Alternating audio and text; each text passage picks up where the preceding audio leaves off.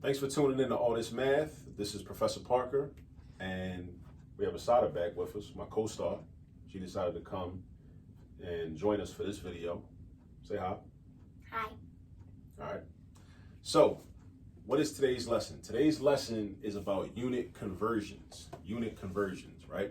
That's when we go from one unit of measurement to another unit of measurement, which is very important because we're not always measuring things in the same units, right? So we need to know how to convert and go from one unit to another unit, but when we're representing the same amount, the same total amount, but we need to know how to represent those things in different amounts, right?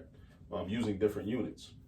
So here we have a problem, right? We have a short word problem. Assata, do you want to read this word problem? Yeah. All right. Nzinga made 2 gallons of lemonade for a party. How many cups is this?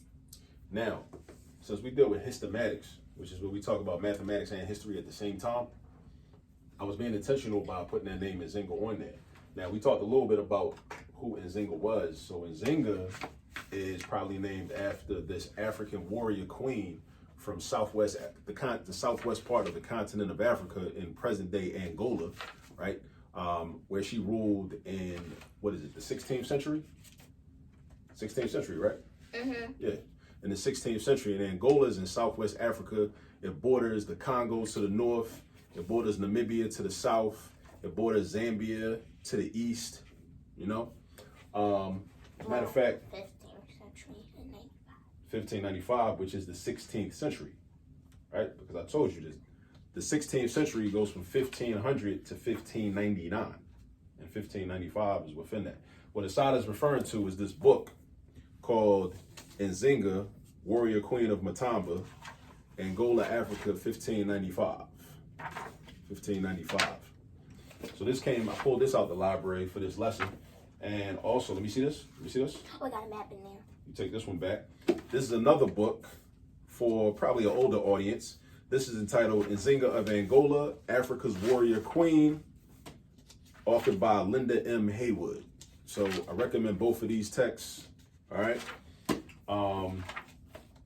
This will probably be for an older audience, and this one for a younger audience. Actually, Assata's about to read this book pretty soon, All right, so now, Assata, you already read the problem.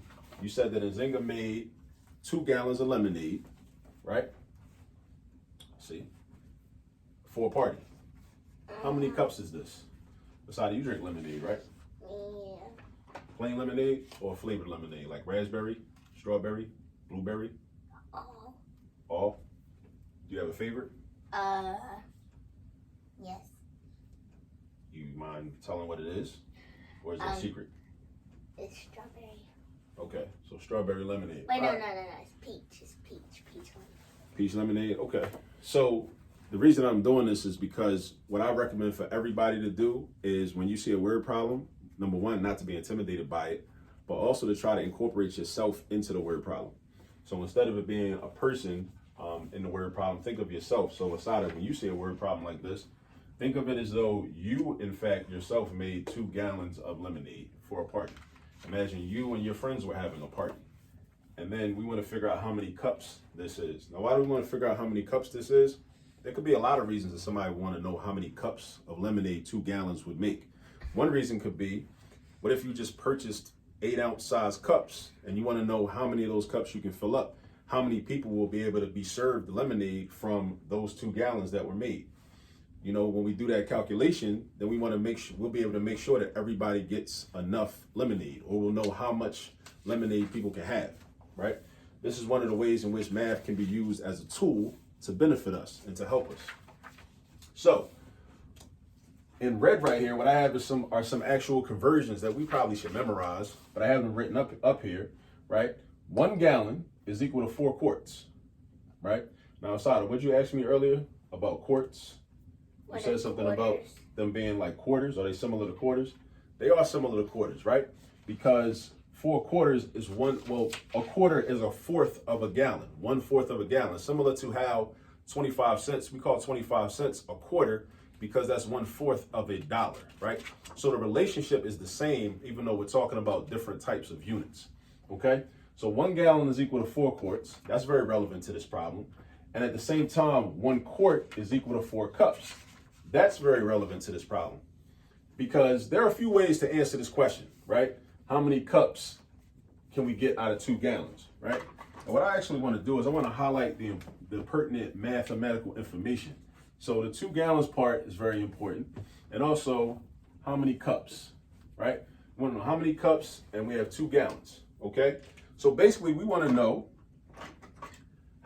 what number of cups is equivalent to 2 gallons. So I know that 1 gallon is equivalent to 4 quarts, and I know that 1 quart is equal to 4 cups. So what I want to show you how to do, one of the ways to do this is to create what we call a proportion, right? Now what a proportion is when you have 2 fractions, at least 2 fractions that are equal to each other. In this case, we're going to have 2 fractions that are equal to each other. Now, but when we do this, we only need to deal with 2 units. If you look at these 2 statements, we got gallons, quarts, and cups. We got too many different units. So what I think we should use is just quarts and cups and not worry about the gallons. All right. So this is how we're going to do this. Right now, if I know that I'm dealing with 2 gallons, and if I also know that 1 gallon is equal to 4 quarts, then I ask myself, well, how many quarts is 2 gallons? Assata, how many quarts would be 2 gallons? If 1 gallon is 4 quarts, how many quarts is 2 gallons? 32. Wait, no, that's cups. Quarts.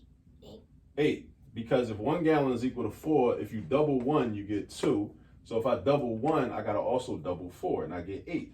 So 2 gallons would just be 1 gallon plus 1 gallon, which is really 4 plus 4. 4 quarts plus 4 quarts. So I'm gonna set up one fraction, right? Now in a proportion, each of my fractions should be equal to 1. Each of them should be equal to 1. So one of my fractions is gonna be, okay, 8 quarts. So I'm gonna say 8Q. Well, I'm gonna just write the word quarts up, right? So 8 quarts, right, is equivalent to a certain amount of cups, right? So how many cups is that, right? So 8 quarts is equivalent to a certain amount of cups.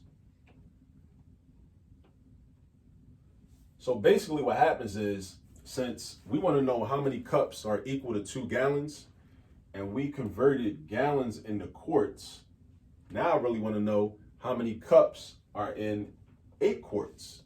Instead of finding out how many cups are in 2 gallons, I'm essentially still going to be finding that out because 8 quarts and 2 gallons are the same thing.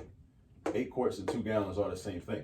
So in one of my proportions, I should say when one of my ratios or in one of my fractions, I'm going to have 8 quarts over X, because X is what we use to represent something that we don't know. So then in my other fraction, I'm going to use this relationship right here. 1 quart is equal to 4 cups. So what that means that 1 quart and 4 cups are the same amount of liquid. All right. So I'm going to have 1 quart as my numerator, and I'm going to have 4 cups as my denominator. So then the way I'm going to solve for X, Assata, you watching this? The way I'm going to solve for X is I'm going to do something called cross product property, right? Where I multiply in diagonals, all right? So I'm going to do like this. X times 1 is X, and then I write an equal sign, and then I'm going to do 8 times 4, and I don't need to worry about the words quarts and cups. 8 times 4, what's 8 times 4 equal? 32. Right. 8 times 4 is 32. So because of this, that means that if Nzinga makes 2 gallons of lemonade, that will be equivalent to 32 cups of lemonade. That's what that'll be equivalent to. All right. Now, this is only one way to do it. How did you figure it out? Because you figured out the answer before we started recording this video. How did you figure it out? Do you remember? Yeah. So what did you do? Explain to them what you did. So I read the problem, and then I went down here, and then I figured out that 1 quart is 4 cups, Right. So I did, what did I do? I did something times 4 and I got 16. Well, is that because you were trying to figure out how many cups were in 4 quarts? Yeah, I did 4 times 4 and I got 16. Now, why did you do that though? How is that helpful? Why did you know? How did you know that that was going to be helpful? It was helpful, but how did you know it was going to be helpful? Because you're trying to figure out how many cups are in 2 gallons. So did you try to figure out how many cups were in 1 gallon first? Yeah, so I can add it up and then get the main answer of 2 gallons. Okay. So first what she's saying is she figured out how many cups were in 1 gallon. So if she knows that 4 cups are in 1 quart and 4 quarts are in 1 gallon, that means that 4 quarts have to be 4 cups times 4. So 4 times 4. So that means that 4 quarts is equal to what? 16 cups? Because 4 times 4 is 16. So since 4 times 4 is 16, 1 gallon is equal to 16 cups. But that's not your final answer because the question asks about 2 gallons, right? So how do you find out, if you know that there's 16 cups in 1 gallon, how do you figure out how many cups there are in 2 gallons? I did 16 plus 16. And what does that equal?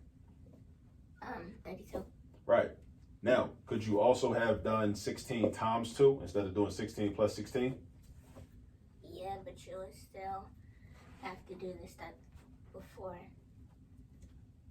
Like 4 times 4. You still have to do that. I know, after that. But instead of doing 16 times 2, instead of doing 16 plus 16, couldn't you also do 16 times 2? Yeah. All right. So I point that out just to show and illustrate that there are multiple ways in which we can find answers to problems. There are always going to be multiple ways, right? Assata looked at this and she kind of intuitively just used her knowledge of mathematics and multiplication and relationships between numbers to figure it out. I showed you how to do it using a proportion and using some algebra processes, right? And there's still even more ways than that, right? There are always going to be a lot of ways to do these different problems. One thing I didn't say, please subscribe to the channel if you're not already subscribed. Also turn on the post notifications so you'll be alerted when we put out new content, whether it's just me, myself, putting out, creating new video content, or if Assata, my co-star, is here with me and she's helping out for that particular lesson. Also follow us on Instagram. We also will have content and other types of math support on our Instagram page at All This Math. All right. And tell people about what we're doing. Please share this video if you found value in it. Hit the like button, of course. Before we go, Assata, you have anything to say to the people? Bye. Bye. Hey, just keep it simple, Now, what I'm gonna tell you to do is, if you understand how to do this, go online and Google or do some type of search for example problems like this so you can practice, because it's all about practice. So after you learn how to do a certain type of problem from us on this channel, the next thing for you to do is to go find more examples and get to work doing the practice. I got something to say. All right. There's all this math around you. All this math around you. She took the words right out of my mouth. Peace.